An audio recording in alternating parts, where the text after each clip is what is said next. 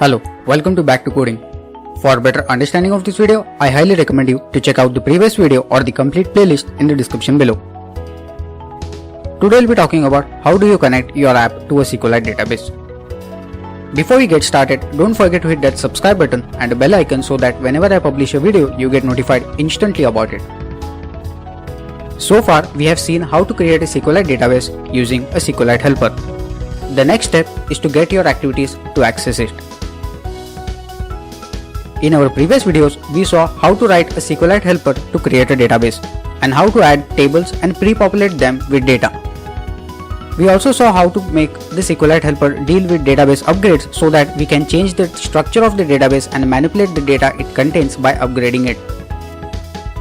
In this video, we will see how to get our activities to interact with the database so that our user can read from and write to the database using our app. Getting data from the database with a cursor. A cursor gives you access to database record sets. You specify what data you want to access to and the cursor brings back the records from the database. You then navigate through the records supplied by the cursor. This is the database. This is the data in the database you want to be able to read. The cursor reads the data you want in the database. You navigate through the records supplied by the cursor and read their values.